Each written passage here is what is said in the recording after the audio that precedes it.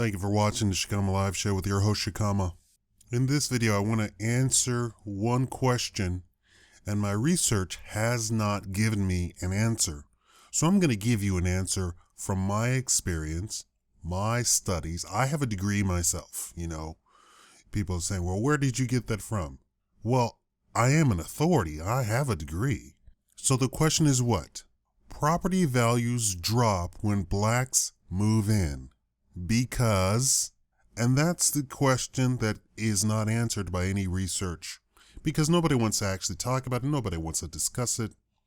They just want to say, oh, it just happens just because. Well, it happens because of racism. This is, by definition, racism. If you have red monkeys and you have blue monkeys, and the blue monkeys say red monkeys are gross and have cooties, if you have a red monkey with a whole bunch of bananas come in, all the blue monkeys are going to love that red monkey, right? You have another red monkey with a whole bunch of bananas. The blue monkeys are going to love him. But by the fourth red monkey, they're going to kick back to their default statement of red monkeys are gross. That's it. And that's the only reason that property values drop when black people move into white neighborhoods. If you didn't understand the allegory, I'll make it even more direct. Racism, by definition, is a group activity to deplete one group, steal the resources, and make sure that that group never has any power, wealth, nor keep their own wealth made by their own hand. What does that mean? That means no matter how much money you get, even if you had 50,000 black rich people, they could not buy Wall Street. They couldn't buy it logistically because no bank would lend them enough money to buy Wall Street. They couldn't buy it because of racism, because nobody would ever sell it to them, even if they were bankrupt. Let's say that the top 200 wealthiest black people got together in 2008 and they had not lost their wealth, and they went around Wall Street trying to buy up firms, right? They would be denied. The banks were bankrupt. They were literally bankrupt. The financial firms were bankrupt. They were literally bankrupt. And you could literally go around Wall Street just buying and buying and buying and buying firms, right? Firms and financial institutions. Black people would be stopped because of racism. Let's look at Bill Cosby. Bill Cosby was trying to buy NBC. NBC was bankrupt. It was on the market. It was for sale. But when Bill Cosby offered to buy it, he was told no. Why was he told no? Because he's black. NFL players, if they got together, they could buy the NFL. They are denied it. Why? Because they are black. You can't have black people actually controlling something that actually has power to it. What does this have to do with property values drop when black people move in? By definition, that's racism. We're not talking about lowriders and guys with hoopties and they have Christmas lights on their house all year long. We're talking about upper class blacks move into an upper class white neighborhood. If more than 3 black upper class blacks move into a white neighborhood, property values drop. That is called racism. Anybody who says otherwise is sticking their head in the sand and saying, no, there's no such thing as racism. There's a such thing as racism. So what is the real problem? It's racism.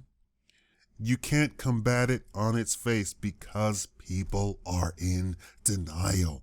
My uncle bought 3 convenience store in a Mississippi town, right? He was trying to start a credit union for the black people. And the idiots said, no, we wouldn't want to do that. We want to give our money to Master Charlie. We need to go to the First National Bank downtown. Okay. When he went to go buy his fourth store, he tried to take out a business loan, and they said no. He's got 3 stores, right? He's got income. He's got money. He has the money. He actually has the money. But they said no. Why did they say no? Racism. I do finance, right? If the books say yes, yes, yes, then the answer should be yes. Why on earth would the answer be no? Because my uncle is black, of course, right? And they said no, because that would mean that he would, in that very small town, own the majority of the commercial property, of retail commercial property. One of his stores was the size of Walmart. And he told me point blank, oh, it's just racism. I mean, and the way he said it, of course, is just like, it's an accepted thing. It's racism. He would have to literally go to some outside, out of the state bank that doesn't have all of those sort of local fears of, of black people owning stuff, owning real stuff. You see, when it comes to that, the reason why the property values are dropping is because by nature, they are trying to make sure that black people don't have anything. So if you could never have a 50-50 neighborhood of black and white. Now notice I'm saying black versus white. This does not happen with Latinos. It doesn't happen with Asians. It's only with blacks, just blacks. You can't have blacks owning, appreciating land, appreciating property. And that's what the white neighborhood is, right?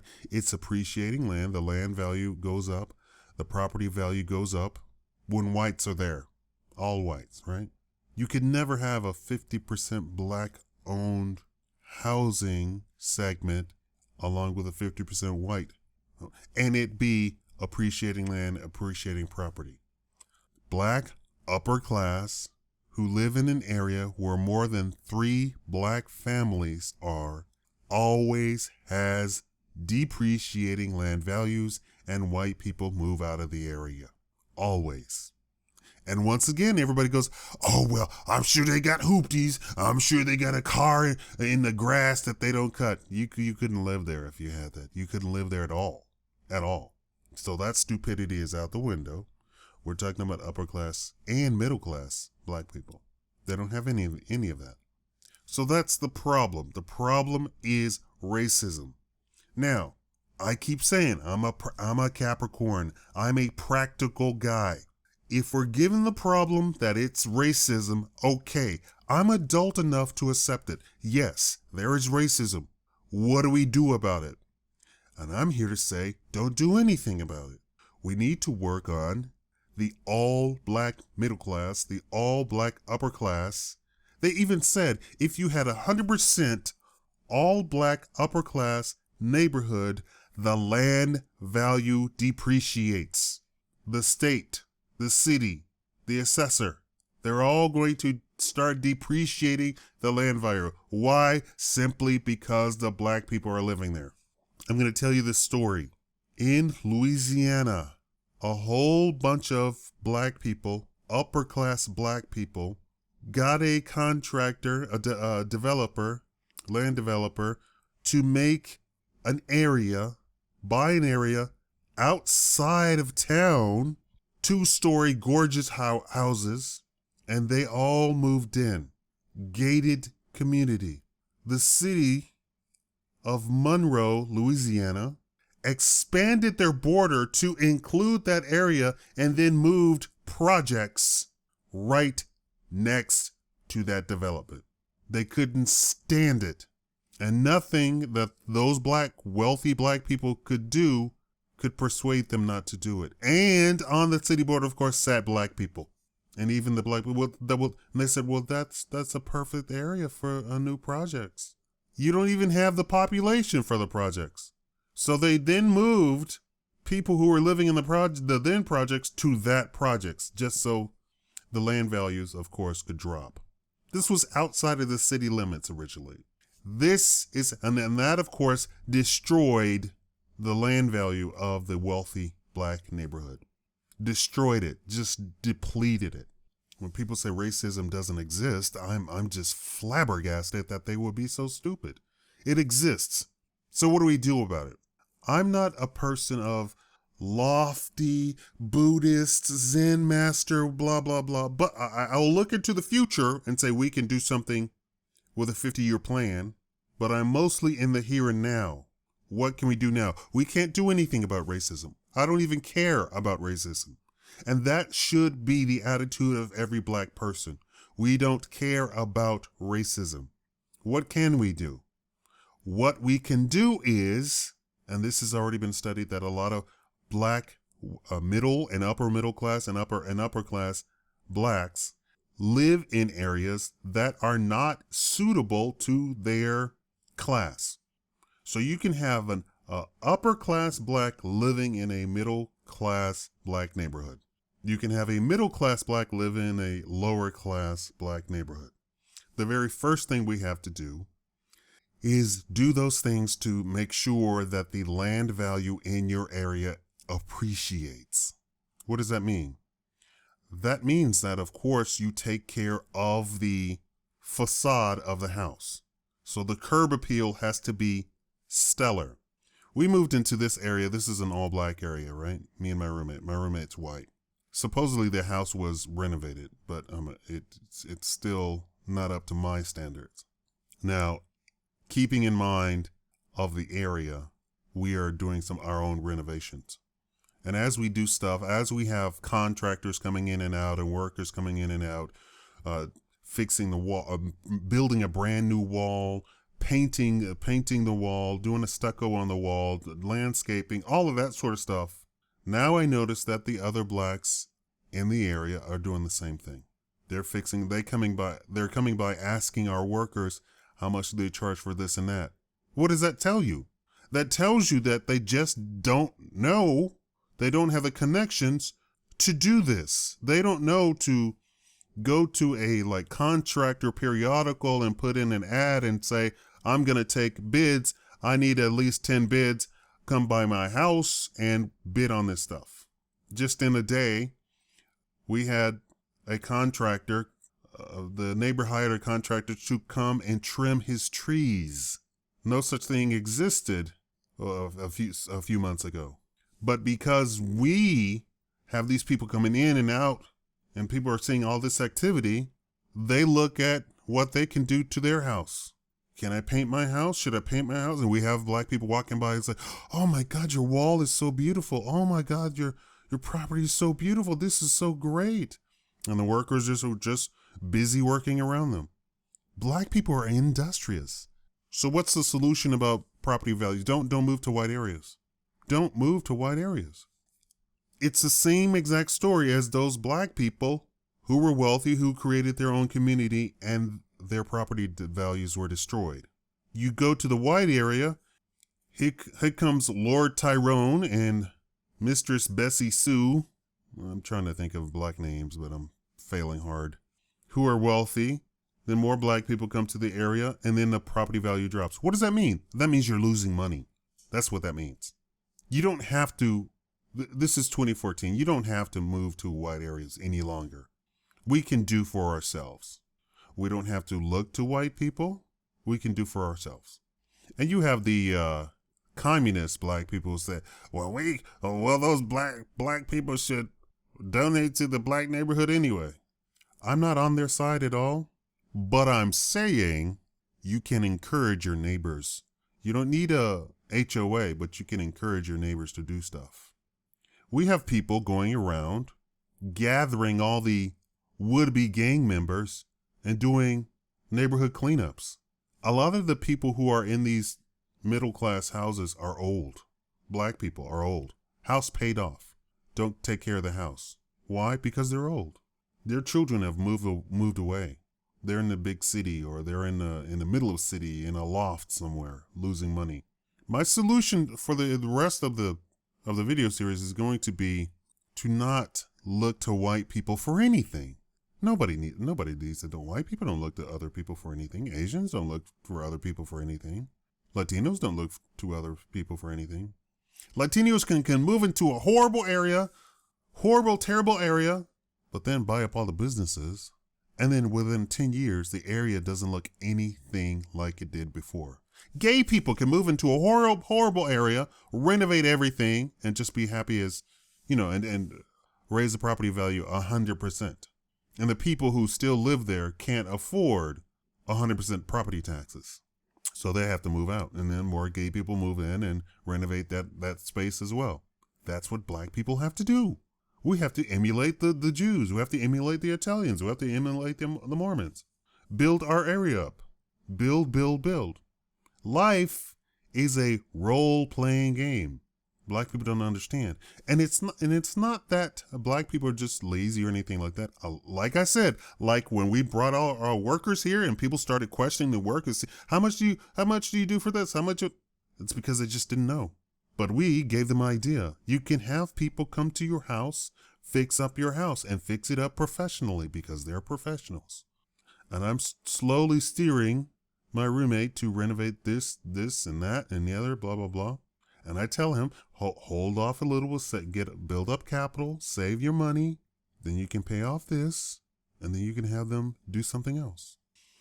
And finally, something that I'm really sad to admit. Black people in their own area do not complain. What do I mean by that? When a city says, we're going to move in a garbage dump next to this neighborhood, and it's a black neighborhood, black people don't complain. They don't say anything. I find that heinous, disgusting, hateful. I really just want to go around shooting people when I see stuff like that. This is your property. They're destroying your property value. This area that we moved into, I've seen this area for 20 years now. It was a quiet black neighborhood, but the city made the road that runs the entire length on the border of the neighborhood, turned it into a commercial road and turned the other side of the road to commercial property. So now they moved the entire dump trucks depot like 100 yards away from the neighborhood. So now you have these massive trucks running up and down the road 24 hours a day. Not a single black person complained. I said, what can we do? We need to build a wall. We need to build a wall. And one of my white contractors said, oh yeah, you can go to the city. They would love that. We don't have gas. We don't have a gas pipeline in the area. Why don't we have a gas pipeline? Because nobody in the neighborhood requested gas. And when we talked to the gas company, they said, oh, you would have to pay yourself. And I said, so what if I went to other neighborhood and asked them to pitch in? And they said, oh, if you got the entire neighborhood, we would pay for it. So obviously nobody in the neighborhood has ever asked or got together and said, okay, we want gas in this area, which means black people in this neighborhood are paying double for a lot of things because it's all electric. We didn't go that route. We're now on solar, so we don't even pay for electricity. I'm talking to you on all solar stuff here. Black people don't complain. They don't complain. They don't come together. The same in the neighborhood. White people formed HOAs. White people originated HOAs, not black people. Black people have a barbecue and invite their neighbors, but they won't have a meeting and discuss the noise pollution that's right next to it. Such concepts are foreign to them. They have power lines sitting right next to the neighborhood. A power depot, I don't know what you call it, sitting right next to the neighborhood. And I saw on 60 Minutes that those things cause cancer in children. And they have lots of children running around here. They don't complain. They simply don't complain. And the one black store, there's absolutely no stores around here. None. Zero. I meant to say industrial. The industrial road, industrial zoned. I said commercial. I meant industrial. So there's industrial businesses all along, right on the outside of the neighborhood. So the industrial road has big, huge trucks running up and down it. There are no commercial businesses located anywhere near this area. The one black store is dilapidated. not updated, not painted. Payphone, there's a payphone spot and the payphones have been ripped out completely. And for those people who don't understand, all you do is you raise the prices in the store and you upkeep your store, and you continuously raise the prices. You have a captive audience. You're the only store in the area, so it doesn't matter what the prices are. Somebody's going to pay for it. Otherwise, they would have to travel, get in their car and travel, spend gas, and travel to go buy some cheap stuff, right? I'm talking about a beer, a honey bun, a box of matches, whatever. Little tiny stuff. It's a convenience store. You don't have the business look like it's a rundown shack. And that's what they have. So what's the answer here? Industry. Black people have to be industrious in their own places. Upgrade their houses. When black people move out of the house, they don't renovate that house to sell it for top dollar. So you don't have a home that's newly renovated in the area. They move out of the house and take a complete loss on the house and then move to a better house. No, you renovate the house that you're moving out of, not only cover the cost of the renovation, but get double for the cost of the renovation plus the home cost. So if you're leaving a renovated house, the neighborhood then has now a renovated house. And black people move out of black areas all the time. So what would happen to the neighborhood if every time a black person moved out of it, they left a brand new renovated house? The property values would go up. And then you would get top dollar for that renovation, so that the next house that you're buying is going to be that much less. And I'm going to present an overarching solution for buying new houses in the next video. Thank you for watching the Chicama Life Show.